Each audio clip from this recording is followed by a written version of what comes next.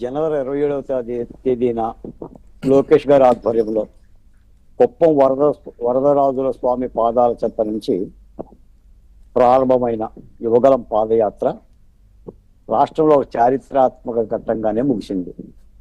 దాదాపు 11 ఉమ్మడి జిల్లాలు, 197 నియోజకవర్గాలు, 3132 కిలోమీటర్ల పాదయాత్ర లోకేష్ గారు ఒక దండయాత్ర లాగానే చేశారు. ఈ పాదయాత్రలో ఆయన స్టూల్ లాక్కున్నారు, మైక్ లాక్కున్నారు, అడుగడుగున ఆటంకాలు పెట్టారు, మాట్లాడొద్దన్నారు, అన్ని ఇబ్బందులు పెట్టారు.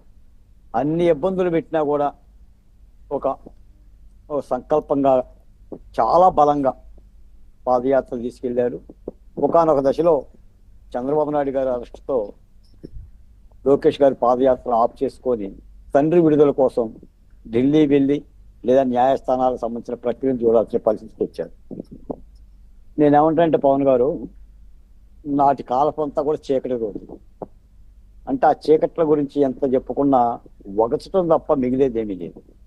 ఒక లోకేష్ గారి పాదయాత్రే కాదు, అమరావతి రైతులు నిర్వహించిన దేవస్థానం పాదయాత్ర కానీ, అరసవల్లి పాదయాత్ర కానీ, లేదా మా సభలు కానీ, జీవో నెంబర్ 1 కానీ, ఒక అరాచకమైన పరిపాలనని కనులారా ఆంధ్ర రాష్ట్రం చూసింది.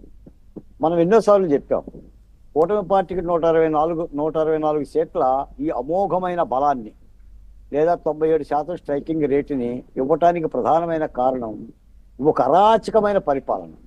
ఈ జగన్మోహన్ రెడ్డి గారు ఏ దశలో కూడా ఈ అరాచక పరిపాలనని సమీక్షించుకోవటానికి కానీ వెనక్కి తగ్గటానికి కానీ ప్రయత్నించలేదు. ఎంత మాట్లాడామో మనం అంతగా రెట్టించిన వేగంతోనే ముందుకు పోయాడు.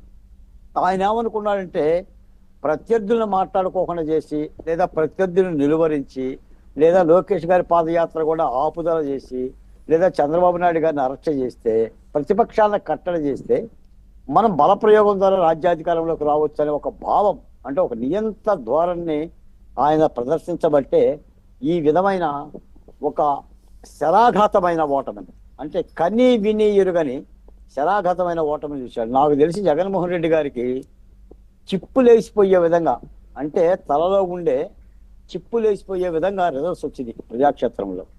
నేనేమంటానంటే ప్రజలు దేన్నైనా భరాయిస్తారులే కానీ స్వాతంత్రాన్ని తీసేస్తారంటే, పౌరుల హక్కులను కాలరాచి వేస్తే లేదా అరాచకాలు చేస్తే వాటిని మాత్రం ప్రజలు చూస్తూ ఊకోరు. కాబట్టి ఇప్పుడు మీరు ఒక మాట అన్నారు, మరి ఇంతటి ఘనాతిఘనమైన పాదయాత్ర చేసిన తరువాత నాయకుడిగా లోకేష్ గారు నేర్చుకున్నది ఏంటి, నేర్చుకున్న దాన్ని అమలు చేస్తున్నది ఏమిటి? ఇది చాలా ప్రధానమైన అంశం. ఏ నాయకుడికైనా సరే కనులారా ప్రజల దగ్గరికి వెళ్ళి వాళ్ళ కన్నీళ్లు చూసిన తర్వాత, ఆవేదనలు చూసిన తర్వాత వాటికి సంబంధించిన కర్తవ్య నిర్ణయాలు కూడా తీసుకోవాలి. నేను ఈ పాదయాత్రలో చాలా చూశాను, నేను కూడా ఫాలో అయిన గన్నవరంలో నేను లోకేష్ గారిని కలిసా. త్రిదళ పత్రం అని చెప్పేసి దళితుల మీద, ఎస్సీల మీద, ఎస్టీల మీద, మహిళల మీద జరిగిన ఆనాటి దాడులు, దౌర్జన్యాలు, హత్యలు, అత్యాచారాల మీద త్రిదళ పత్రం పేరు మీద ఒక మెమోరాండం నేను ఇచ్చినోడ్నే, మీ మేనిఫెస్టోలో ఇది పెట్టమని చెప్పినోడ్నే. లోకేష్ గారు కూడా ఆయన సభల్లో శిరోమణన వరప్రసాద్ని కానీ, డాక్టర్ సుధాకర్ కుటుంబాన్ని కానీ, డ్రైవర్ సుబ్రహ్మణ్యం కుటుంబాన్ని కానీ, అబ్దుల్ సలాం కుటుంబాన్ని కానీ ఆయన ప్రజలకు పరిచయం చేసిన వ్యక్తే, వాళ్ళతో మాట్లాడిన వ్యక్తే. మరి వీటన్నిటి కూడా ప్రక్షాళన చేసుకోవాలి. మరి ఇప్పటి వరకు 8 నెలలు అవుతుంది కూటమి ప్రభుత్వం అధికారంలోకి వచ్చి. ఏదైతే రాజ్యాంగబద్ధమైన ఎస్సీ కమిషన్ చైర్మన్ పోస్టులు కానీ, ఎస్టీ కమిషన్ చైర్మన్ పోస్టులు కానీ, మహిళా చైర్మన్ పోస్టులు కానీ ఎక్కడ కూడా భర్తీ కాల. ఎందుకంటే ఇవి రాజ్యాంగపరమైన ఒక పోస్టులు, ఇవి ఒక ఒక ఒక ఒక ధర్మబద్ధమైనవి. ఇవేంటంటే సమాజంలో ఆయా సామాజిక కులాల మీద జరిగే అణచివేతల్ని మాట్లాడటానికి, పరామర్శించడానికి, ఆదుకోవటానికి, చట్టపరమైన ఫిర్యాదులని ప్రభుత్వానికి కానీ లేదంటే పోలీస్ అధికారులకు కానీ చెప్పడానికి పనికొచ్చే ఈ సంస్థను కూడా ఇప్పటి వరకు భర్తీ చేయాల. కారణం నాకైతే తెలియదు.